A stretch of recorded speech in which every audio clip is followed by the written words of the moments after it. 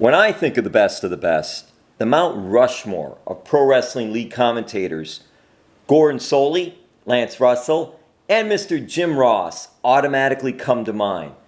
I know that's 3 or 4, but you all can debate the 4th one because I've got my stone cold locks on those 3.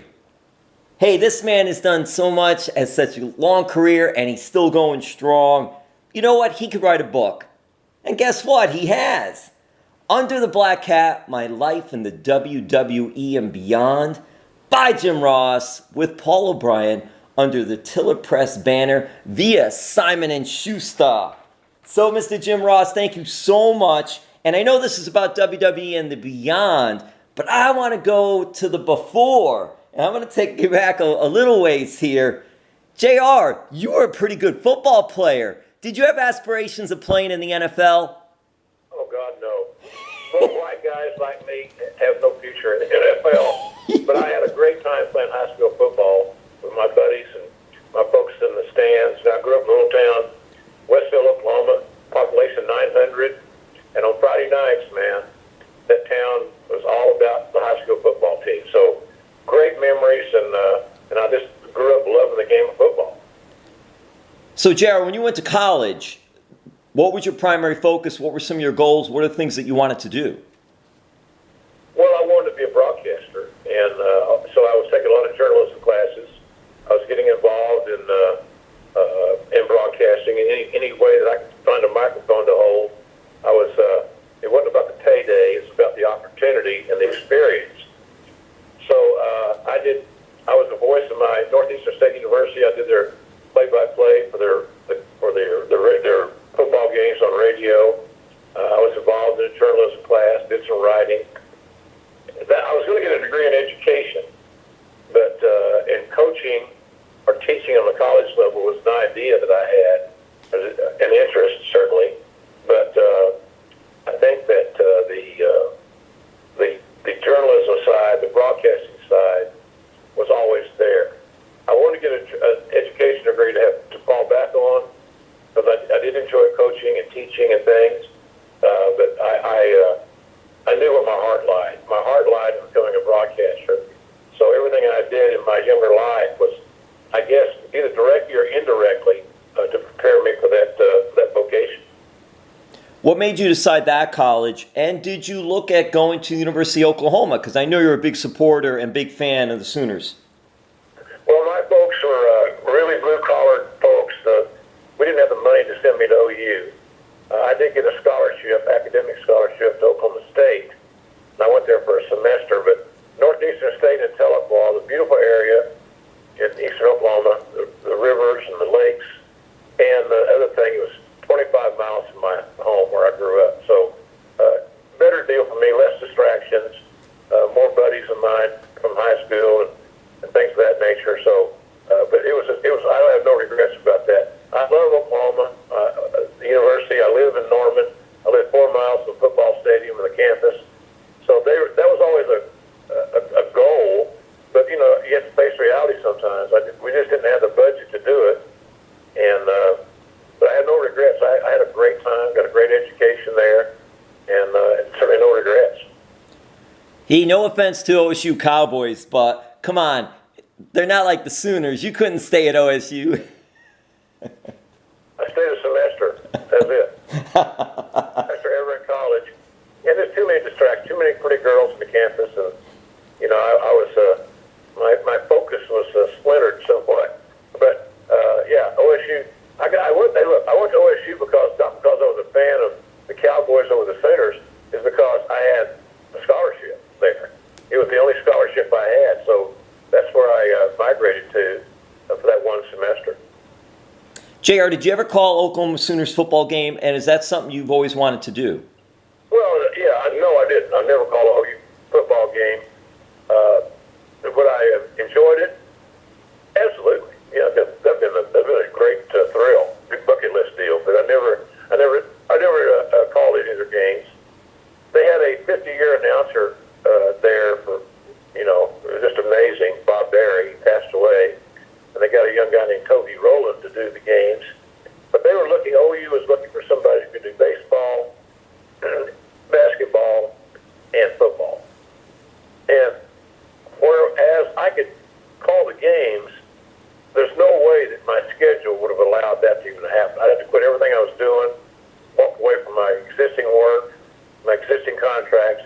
income. So it really never was feasible. But it's always, we all got to have our pipe dreams. We all got to have our bucket list things. And that's still on my bucket list, is to call an OU football game sometime. And I realize, honestly, that ship has sailed. But we still have our dreams. We can all keep our dreams alive, whether we have a chance of accomplishing them or not. I'd also like to call the Super Bowl. That ain't going to happen. But would I like to do it? Oh, gosh, yeah. It's interesting because Oklahoma, obviously the conference at the time, the Orange Bowl was locked in, and it was either Oklahoma or Nebraska going to the Orange Bowl. And there were some great battles between Oklahoma and FSU. And you and Ron Simmons have been to the Orange Bowl right here down in Miami to see Oklahoma against FSU. What was that like when those two would meet, and what was that like talking a little smack with Mr. Ron Simmons? Well, I didn't know Ron when I think OU played Florida State in back-to-back bowl games down there.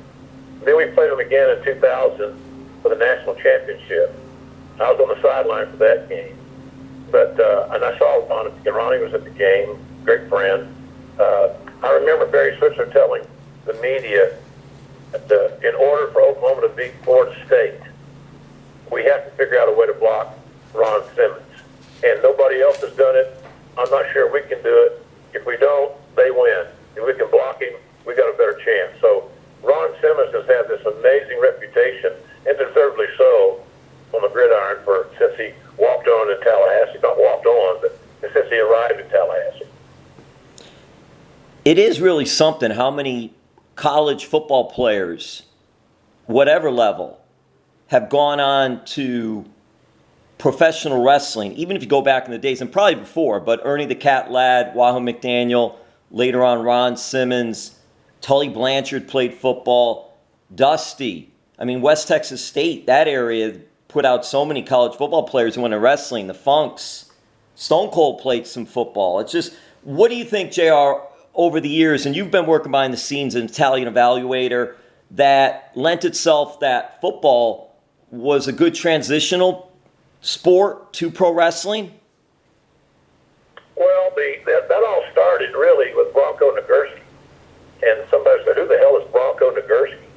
Bronco Nagurski was in the original NFL Hall of Fame, I believe. He was the biggest star in the National Football League. But he started wrestling and became the champion. I think he even laid out a year at his peak of football and wrestled full time. So Nagurski really started that era, I think. There were others people in that era, that same time frame, that were big stars. Gene Kiniski was a big star in the CFL. Joe Blanchard, all these guys that had a football background. And what made it attractive to wrestling people is that usually these athletes were these men are very athletic. They were good locker room people. They knew how to exist with their teammates in a locker room, which is very, very important in any entity, and certainly in wrestling, where paranoid insecurities are usually run rampant to some degree. So I just think that the overall athleticism, physical toughness, durability, reliability, my number one trait for scouting guys. So it just they checked all the boxes. So then you wait for that one box that's unchecked. Do they have an aptitude for this particular job? Do they have the skill set, or specifically the personality, to be bigger than life on a TV screen? And so that the football thing was a natural progression. That's not going to end. Everybody can't make a 53-man roster in the NFL. And I know that all my years in the WWE and now in AEW, there's always inquiries from an agent or a manager or a player himself. Hey, I grew up as a fan. My football days are over. I'd like an opportunity to train and see if I got it. So that's not going to end. There's too many people playing football, and there's too few jobs on that top level for that not to occur. And last football question here for you. Did you have a favorite pro team, and did you have any players that were some of your favorites? Well, I had, where I live, the two teams that we got on a regular basis are assigned teams for the Dallas Cowboys and the Kansas City Chiefs.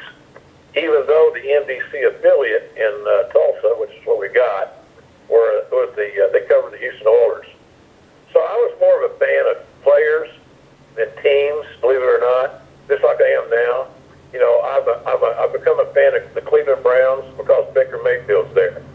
I'm a fan of the Buffalo Bills because they have a great offensive lineman there, Cody Ford. It's a kid I knew here at OU. And so I follow the OU guys. The Ravens got several OU players. So I follow my guys, and I say my guys. I go to practices occasionally. I go to most all the games away and all the games at home. And I know the coaches. I get good access on a legal way. So these kids I meet, and I meet their parents sometimes when they after they sign, they come to OU. And so you have the same thing you want with the talent in wrestling. If you can get fans like me to make an emotional investment like I have, then you got a fan for life in that regard. So I'm not a fan of any specific team, but I am a fan of specific players. I like the 49ers because George Kittle is a kid from here in Norman that the OU didn't sign, and he went to Iowa. Now he's the best tight end in football in many people's estimation. So I'm a fan of players, more specific players, more than Jim, more than just a team. And again, if I lived in a state where we had a pro team, it might be different. If I lived in a city that had a pro team, it might be different. But it isn't. So I'm a fan of the OU players, basically, and a few other select guys. Look, I was a big Dick Butkus fan back in the day. Nobody played middle linebacker in the NFL like Dick Butkus. And luckily for me, in the first round of the XFL, which I write about in Under the Black Hat, Dick was one of my broadcast partners for about at least half the season. So I've had a lot of fun working with my heroes and admiring them from afar. It's been a real good football life for me. JR continues to bless us with his Slobberknocker vernacular and signature vocalization of top matches, working with AEW, All Elite Wrestling, which you can see Wednesdays on TNT. I mean, reminiscent of NWA World Champ Ric Flair versus Ted DiBiase before he was $1 million for Mid-South Wrestling. JR has called it all. Thank you, Cowboy Bill Watts. Hey, JR, tell us now a little about the book, Under the Black Hat, My Life in the WWE and Beyond. Slobberknocker ended with Shawn Michaels losing the WWF title to Stone Cold, WrestleMania 15. That's where we dropped. That's where we left the story. We pick up the story in Under the Black Hat right after that. And a lot of great, compelling topics occurred in my life. Some not so great, but all significant. You know, we had the Monday Night Wars. We had the Attitude Era. We had all those talents that we signed that comprised the bulk of the roster of the Attitude Era, the most lucrative period in pro wrestling history, with the gates and things of that nature, the revenues. Even though I know I'm not going to go into forensic accounting. Well, WWE's doing better now than they did then. They have. That's probably true. But we had the greatest roster. We got it started. That roster is what I think helped motivate WWE to become a public company. The brand was that hot. We're that popular. We're part of pop culture. So I just think that I'm trying to get clear my thoughts here. I just think that there's so much different material in this new book. Attitude Era, as I mentioned, Monday Night Wars, as I mentioned, the company going public, the launch of the XFL, me leaving Raw, going to SmackDown, me getting sick again with Bell's palsy, being relieved of my post a time or two, but nothing more significant, nothing more meaningful in my life that I write about in this book than my wonderful little angel Jan getting killed in March of 17, riding her Vespa scooter home from the gym and getting killed right in front of our house where I'm sitting right now. So this book tells it all. I'm very open, Jim. I'm very honest. It's just easier to tell the truth because you don't have to remember what you said. That's just my style. I'm 68 years old. I care what people think about me. I really do. And I love the wrestling fans and I love the outpouring they give me and the support. But I can't change their mind one way or the other. So I don't get too hung up on the negativity. And there's a lot of that on social media.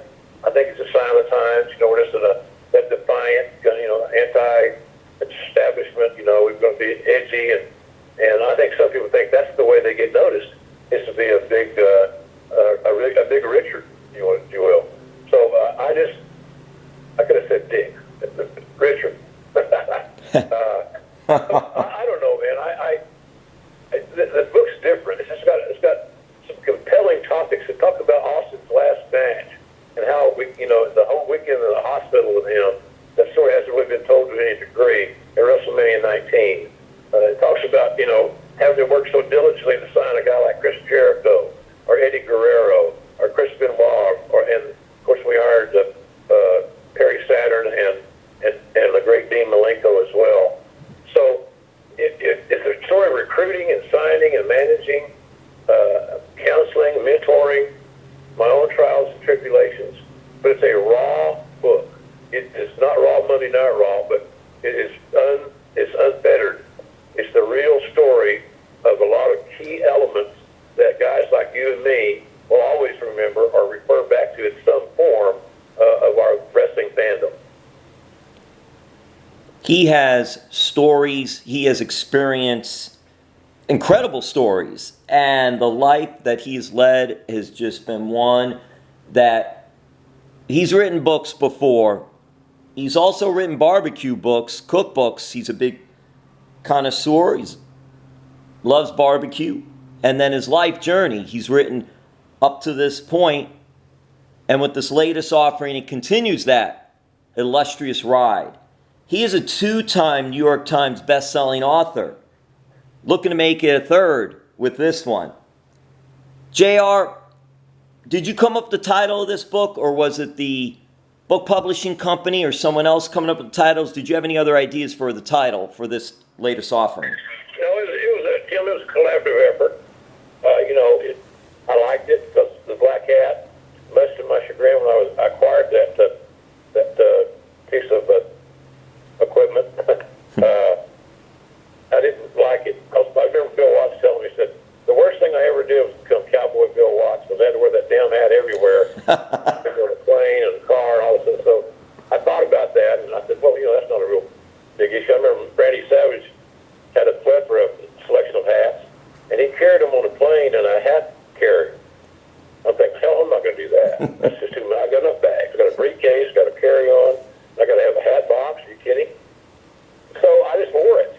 And the more I wore it, the more I got recognized, and it became my identifier. So the black hat was part of my stage attire, if you will. It's what people perceive, at least Vince did, that people from Oklahoma all wore hats, or most of them wore hats. So I feel when I'm performing or I'm working, I feel kind of naked without my hat. So the hat was just a prominent thing. And when I met with Simon & Schuster, that was one of the things we talked about, the title of the book. I came up with Under the Black Hat. They came up with my life in WWE and Beyond. Because quite honestly, having WWE on the cover in the way that we did garners attention, and they have great name identity. So between my black hat, me, and the name identity from WWE, we felt like that our book would get a good chance. And within 3 days of being released over a week ago, it was the #1 selling sports biography in its category on Amazon. So it's selling well. I got a little website here in Norman, jrsbbq.com, and there you can get a personalized autographed copy of the book. If you live in the lower 48, as they say, it's free shipping. So that's at jrsbbq.com. Of course, it's available at Amazon and Walmart.com, Target.com. All the bookstores have it.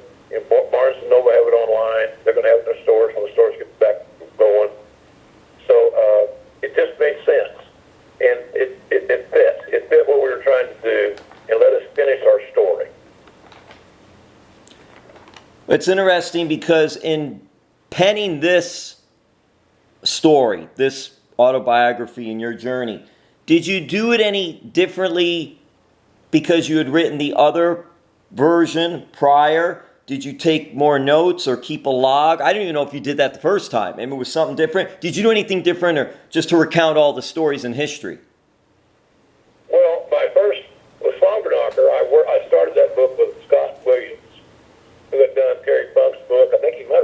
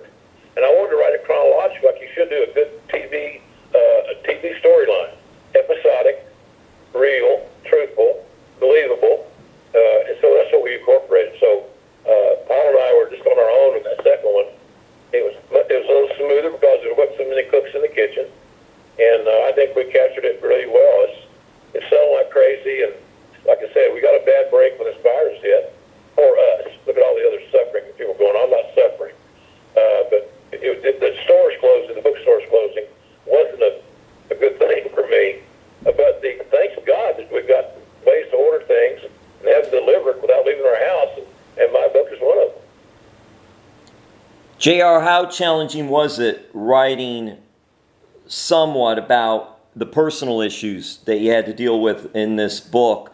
And was it therapeutic in a sense?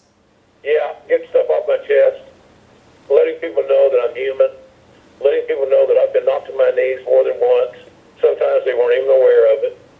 And because I never put that front on, on Monday Night Raw, I always came out and did my work, even though I might have been ill.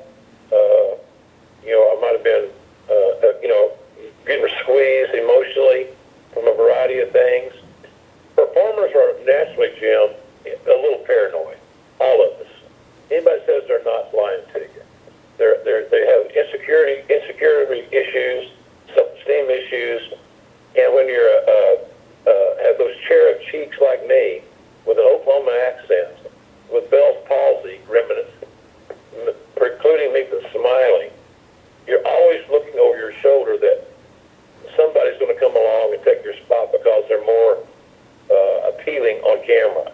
They fit more of today's trends. And I think that's what I got caught up with in WWE. Just they wanted to make a change. They want to get younger. They want to get more. They didn't want to have a Southern Oklahoma boy doing their thing. Seemingly, they wanted more youth. And I can't do anything about being 68. I thank God I'm 68. It's better than the alternative, I can tell you. So it was just a work of that I need to finish, Jim. I need to finish this work because I needed to explain to people how much of a role, an important role, that my wife played in my life as the wife of the head of talent relations. The PR work she did, the friendships she made with the people on the roster, especially when we started hiring more women. She was just a wonderful source of mentoring for a lot of those ladies. And she was very personable, never met a stranger. Hell, I got talent come to my house. She always cooked dinner for them in Connecticut. I remember her one night she was doing the laundry for Stone Cold because he was on the road for several days and needed his gear washed. So I said, bring your gear with you when you come over, and Jan will wash it for you. So she had no problem with it. She was just glad that we had company. She looked at all these talents as I did, and sometimes it's a blessing and a curse. But I looked at them basically as members of the family. We're all together here, and so I love that role. But what she did in that role was unbelievably important, and that story had never been told until now. Jim Ross, Mid-South Wrestling, Jim Crockett Promotions, WCW, WWE, New Japan, and now his latest family, AEW, All Elite Wrestling. Ross has not only worked the mic masterfully, but he's also worked behind the scenes. And wrestlers know that if JR is calling their match, they must be doing something right to get to that spot. Well, thanks. JR, what is it like working with AEW? What is All Elite Wrestling? Tony Khan, Cody Rhodes, the list goes on and on. What has that been like? What is AEW? Well, All Elite Wrestling is the brainchild of Tony Khan, who he and his father owned the Jacksonville Jaguars. Tony's a lifelong fan. First met him in the summer that we did the two New Japan shows on Access TV in Long Beach, a Saturday and Sunday. He flew from Jacksonville to L.A. to go to the show. He was a fan. I met him through Alex Marvez, who I'm sure you know. Alex is a great friend and one of the most brilliant NFL minds that I have ever been around. Working with Gil Brand will do that to you. You learn a lot. So I met Tony with Alex at that event in Long Beach. And he wasn't talking about starting a wrestling company. He was talking about being a fan and memories and things that really stuck with him. And, he's quoting quotes that I said, and I'm not even sure he was even born yet. He's just that big a fan. He loves every phase of pro wrestling. So it's an infectiously enthusiastic group of young guys. And to me, that's a great boost for me. It's a chance to mentor and to coach up and to be a sounding board, a good listener, and give an attaboy every now and then. Everybody likes those.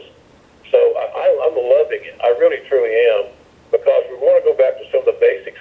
One very easy illustration is we have time limits. a sports presentation.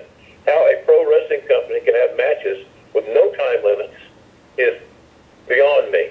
I think it's I'm not comfortable with that. So one of the things I suggest in the early going is that we need to have time limits, because if nothing else, it gives you the option of another conclusion, a draw.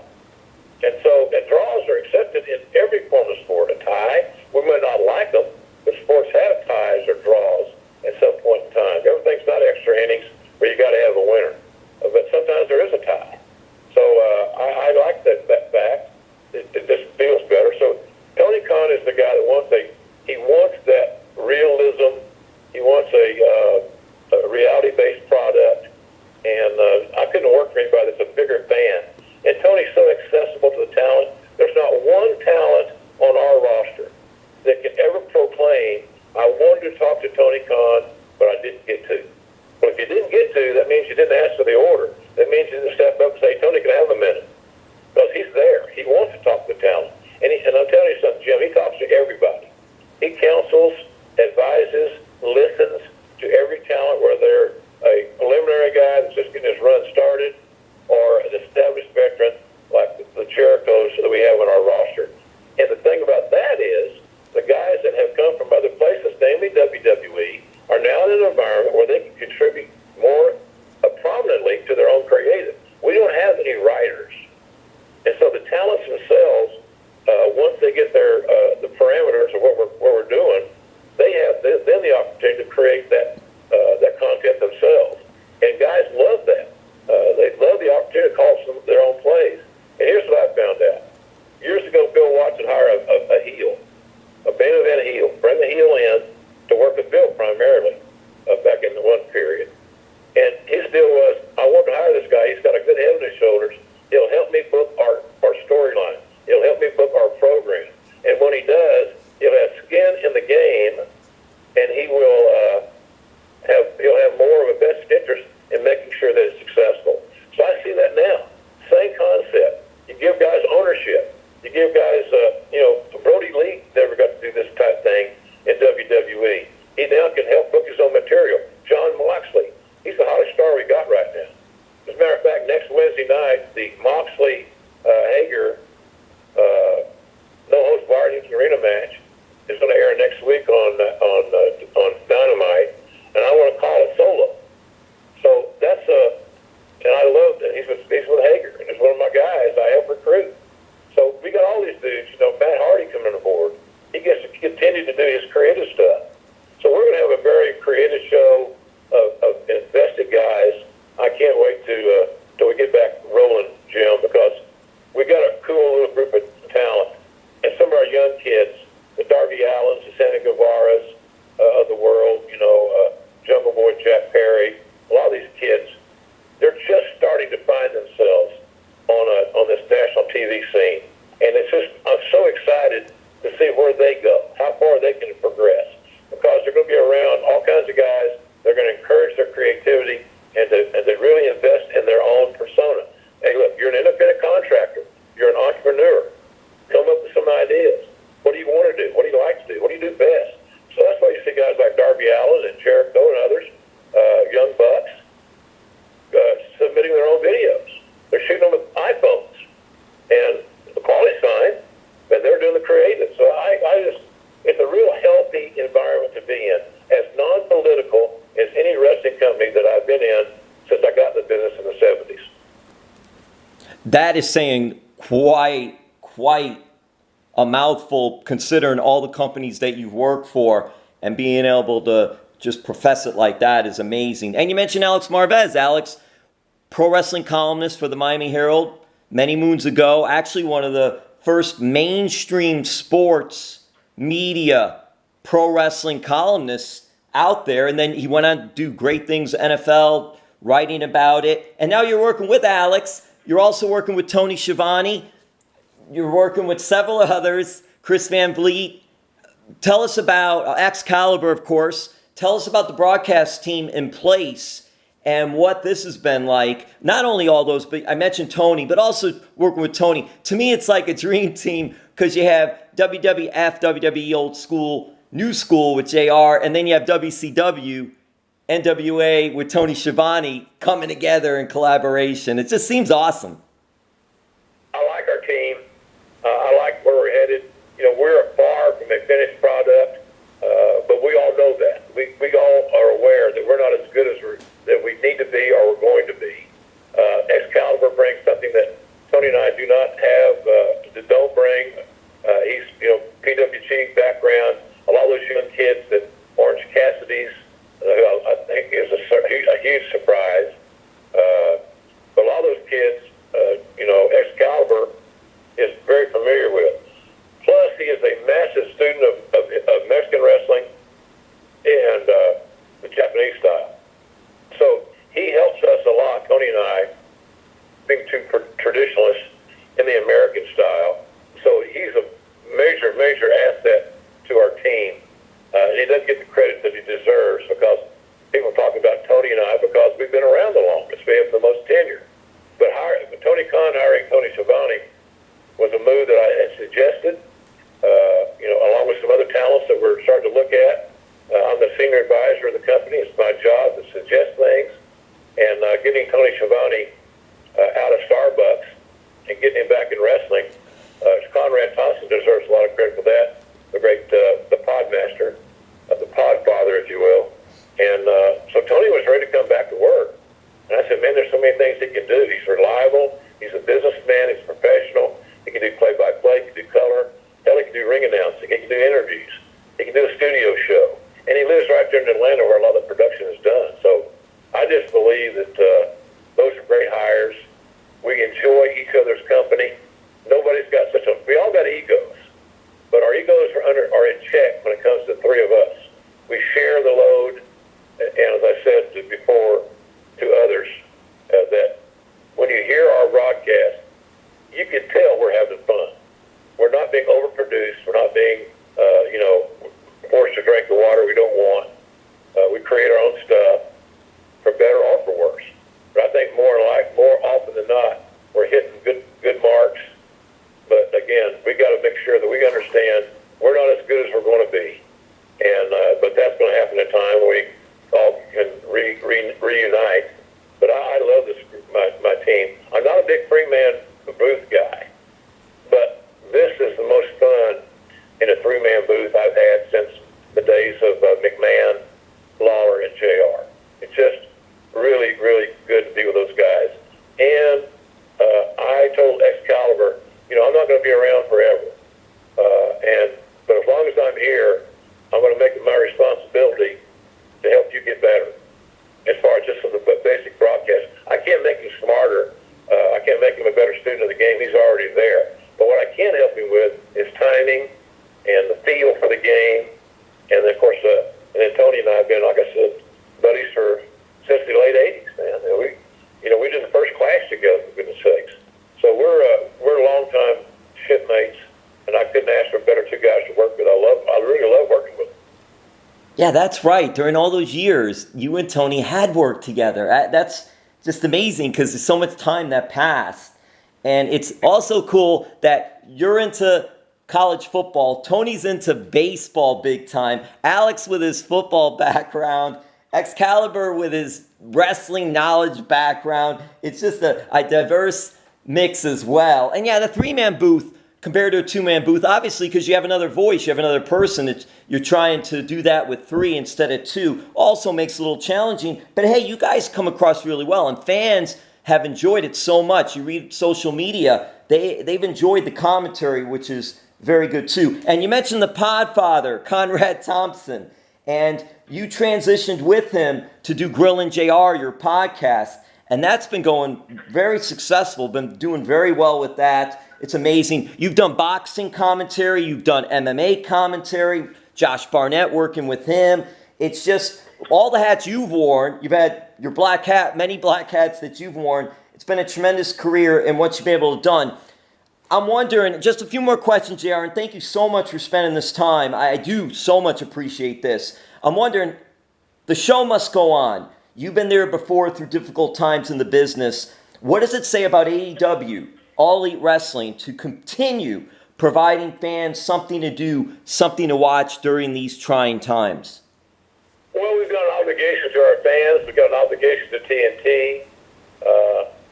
We have a commitment to keep provide first-run programming on Wednesday nights, 8, 7 Central on TNT. So we're committed. We're obligated. And we have enough matches in the can that are first run, never before seen, that were taped recently, that we can continue to do first run content with some added elements like the Jericho vignette or the Young Bucks vignettes or Darby Allin's submissions. So that's our commitment.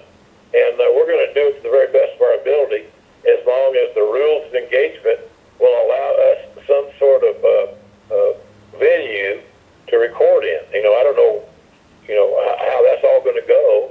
Who does? Nobody knows when this virus is going to end. I see the president talking about, well, it's getting better.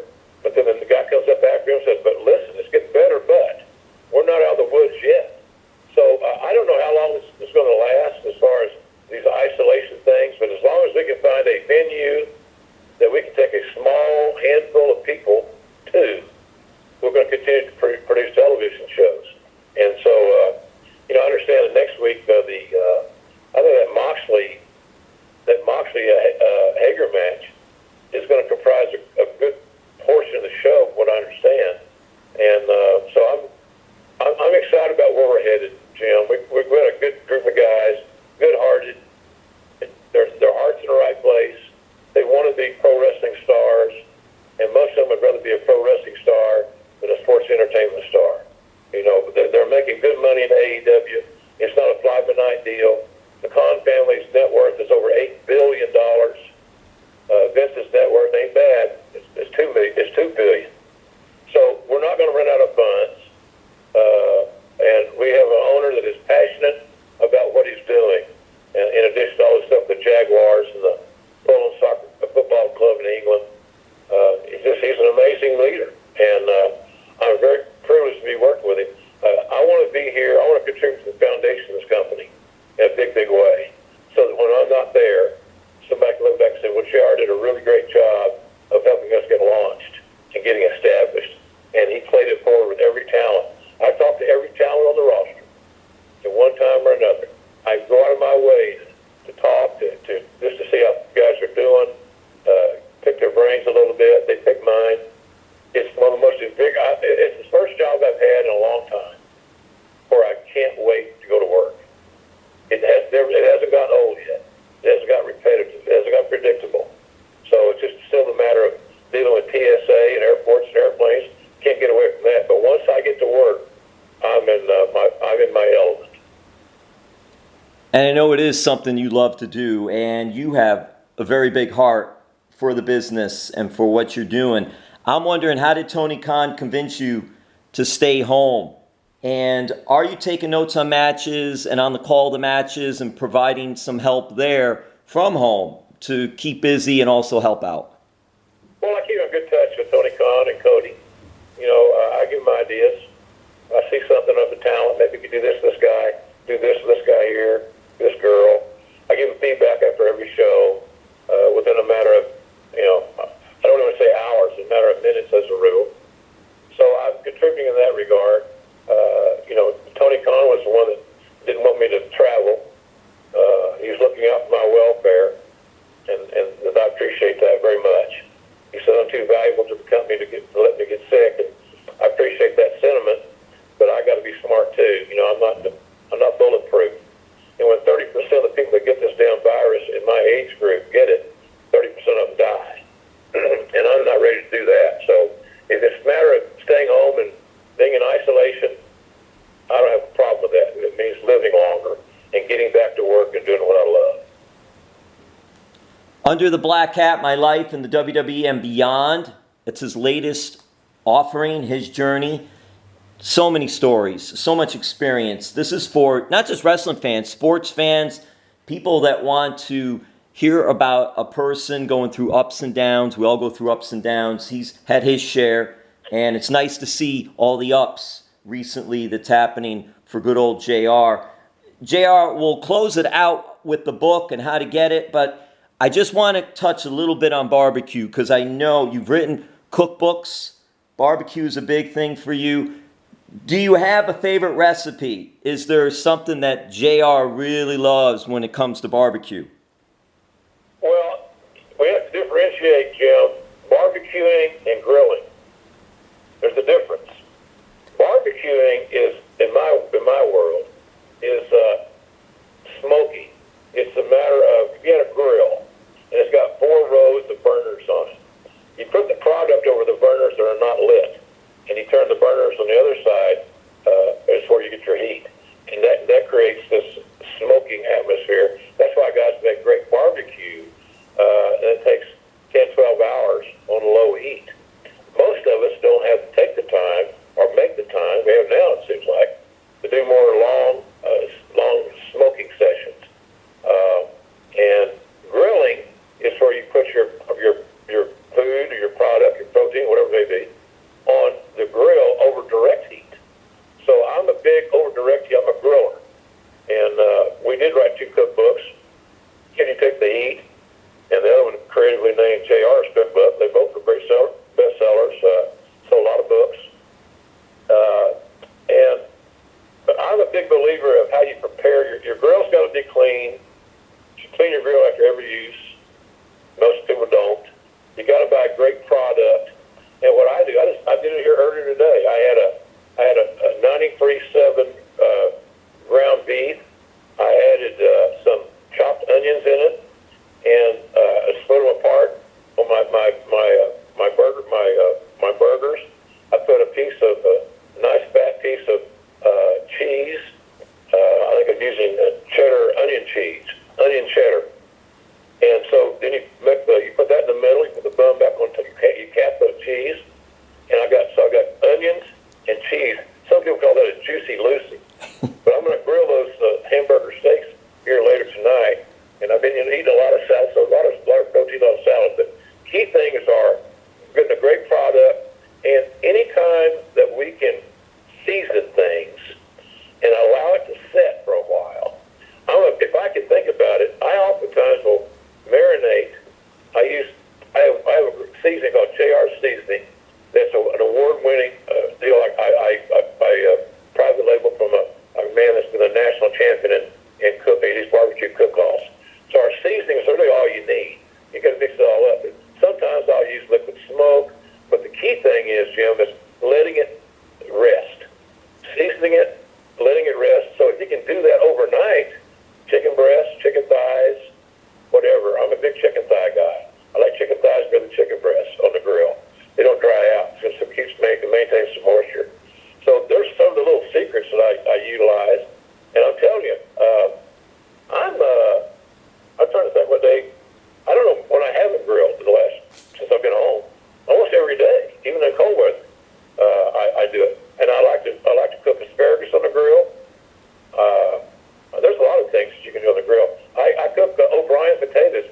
I got a sheet, or you get a metal pan where the flames can go through perforate the holes, and I cook potatoes, onions, and peppers on the grill, and they're wonderful. You make sure you season them with a little olive oil before you go out there, and so they got something to cook we can stick to.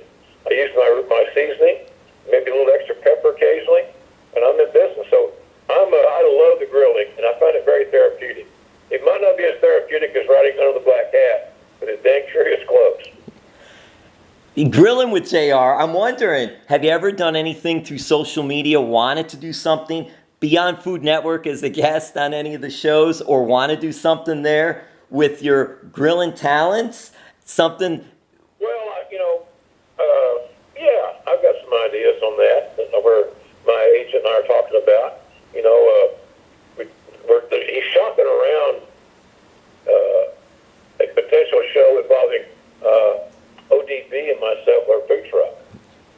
But that's just in the talking stages. So we've had a couple of meetings. Jessie Kreska's a great woman, and she's got her food truck. She's working her butt off and next successful.